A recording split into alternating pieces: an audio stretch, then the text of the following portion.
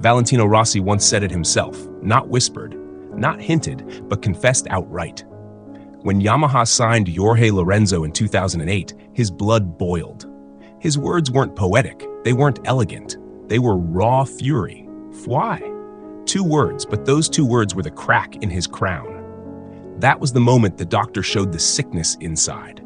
7 world titles under his belt, the so-called savior of Yamaha, the face of MotoGP, the darling of fans worldwide. And yet, when his own factory made a decision to bring in fresh blood, Rossi didn't welcome the challenge, didn't embrace the test, didn't even try to play the elder statesman role. No, he spat venom. He felt betrayed. He felt insulted. He felt like Yamaha had dared to spit on his throne by putting a 250cc champion in the opposite box. And that's when the truth slipped out. Valentino Rossi never wanted competition. He never wanted a rival under his roof. He wanted obedience. He wanted Yamaha to kneel. And the minute they didn't, the yellow idol cracked. Here's the thing. Rossi built his cult on the story of the underdog. Jumping ship from Honda in 2004, dragging Yamaha out of the mud, proving everyone wrong, creating miracles where there weren't supposed to be any. It's a great story, a fairy tale even. But when you dig deeper, when you look past the theatrics, you see the truth. Rossi didn't do it because he loved a challenge. He did it because he wanted ownership. He wanted to be the man who saved Yamaha so Yamaha would never dare look elsewhere. And when they did, when they brought in Lorenzo, he lost his mind. That wasn't about Lorenzo. That was about Rossi's ego. A king who thought the castle was his alone, suddenly realizing the builders were laying new foundations. Rossi didn't want a dynasty. He wanted a dictatorship. And Lorenzo wasn't a pawn. He wasn't a prop for Rossi's show. He was sharp, arrogant, cold, and fast as hell. From day one, Lorenzo didn't bow. He went to war. Sure, Rossi pulled rank in 2008 and 2009, kept his crown, showed he still had the edge. But the kid was learning, sharpening, cutting his teeth on the hardest steel in MotoGP. By 2010, Rossi's nightmare became real. Lorenzo ripped 9 wins, walked away with the title, and proved that Rossi wasn't Yamaha's only king. The man who asked why in 2008 now had his answer in 2010. Because Yamaha was right. Because they didn't need him forever. Because the doctor was replaceable. And that's the thread running through Rossi's entire career. He couldn't accept challengers. Max Biaggi? He humiliated him, turned the press against him, made sure Biaggi was the villain while Rossi wore the halo. Sete Gibernau? He broke him psychologically, refused his handshake, and buried him in the dirt until Gibernau disappeared. Casey Stoner? He unleashed that Laguna move that still gets replayed, not just to win the corner, but to kill the Aussie's aura. Every time a rival rose, Rossi didn't just race them, he tried to erase them. He didn't want competition. He wanted annihilation of anyone who dared step near his crown. But Jorge Lorenzo wasn't broken.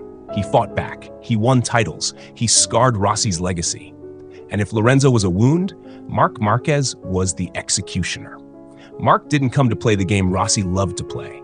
He didn't care about the theater, the fan manipulation, the politics, the media games. Marc came with one mission: destroy everything.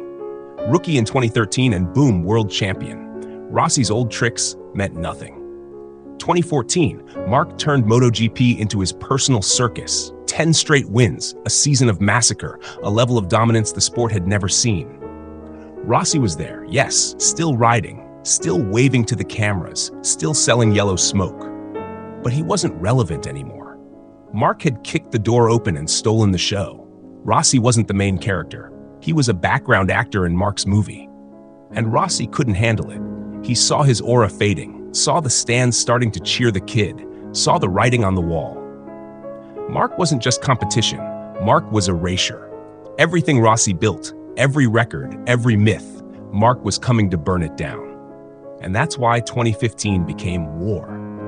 Rossi knew if Marc's run went clean, if he stacked 7 straight titles from 2013 to 2019, the Rossi myth would be dust. No debates, no yellow excuses, just God mode. 7 in a row. Rossi never had that. So Rossi went dark. He turned to politics. He accused Marquez of siding with Lorenzo, poisoned the air, lit the media on fire, and then came Sepang, the infamous clash, Rossi's kick, Marc's crash. Let's not sugarcoat it. Rossi didn't beat Marc that year. He didn't outpace him. He didn't outthink him. He spoiled him. He destroyed the streak. He dragged the sport into scandal just to slow down the storm that was swallowing him whole. And here's the brutal cut. Rossi didn't stop Marquez because Rossi was stronger. He stopped him because he was weaker. He stopped him because he knew he couldn't win clean. Rossi destroyed Marquez's streak, not Marc destroying Rossi's career. That's the bitter truth yellow fans choke on but can't deny. Now fast forward. Marc crashes in 2020, shatters his arm, spends years in pain. Titanium plates screwed into his body, multiple surgeries, nerve damage, vision problems, pain that would have ended careers 10 times over.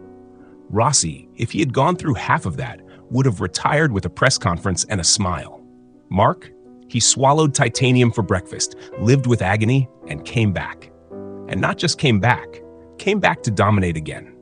2023 was survival, 2024 was revenge, and 2025, he's back on top, fastest man alive, breaking records, burying names, still brutal, still merciless. Rossi's fans prayed for Marc to fade. Instead, Marc rose from hell with scars as metals and pain as fuel. That's what Rossi could never understand. Marc doesn't need a clean body to destroy you.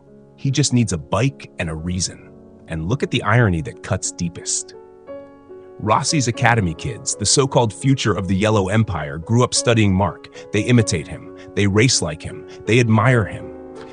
The very legacy Rossi tried to build as insurance has turned its eyes to another king. Marc is the mentor they never had. Marc is the god they want to touch. And Rossi? He's left alone with his army waving yellow smoke, clinging to 2015 like a washed-out fighter replaying his one lucky shot. That's his only bullet now. Talk about Sepang. Remind the world he once played dirty enough to delay the inevitable. But every lap Marc rides in 2025 erases that memory more. Because history doesn't care about your dirty tricks. History cares about speed, records, and dominance. And that's all Marc. So here it is in the coldest, most savage cut possible. Valentino Rossi never accepted anyone who could win. He couldn't accept Biaggi, couldn't accept Gibernau, couldn't accept Stoner, couldn't accept Lorenzo, and when the real destroyer came, he damn sure couldn't accept Marquez. His legacy wasn't about lifting the sport, it was about controlling it, bending it, owning it. And when that control slipped, he turned political, turned bitter, turned desperate. The doctor wasn't a healer. He was a king terrified of losing power. And in 2015, he showed it to the world. Marc Márquez is the opposite. He doesn't play politics. He doesn't need theater. He doesn't need a yellow army behind him. He needs corners, breaks, and guts. Even after surgeries, after plates, after years of pain, he walks back onto the grid in 2025, and he's still faster than everyone. Still breaking records. Still rewriting history. The star always shines. It's just a matter of horizon. Rossi's sun is setting. Marc's blaze is only beginning. And for the Yellow Army, May Day is coming. The alarms are ringing. Your idol's time is done. Your doctor has no cure. The destroyer is here. And let's end it where it hurts most. I really think Rossi stopped Marc getting 7 titles back-to-back by spoiling his run in 2015. If not, Marc would be God mode from 2013 to 2019. 7 straight titles while Rossi stood right there, helpless. And Rossi knew it early. Kings play dark like this. But King of Kings? He doesn't play. He destroys. That's Marc for you. And that's why history, no matter how much yellow smoke you choke the sky with, will never belong to Valentino Rossi again. It belongs to Marc Márquez.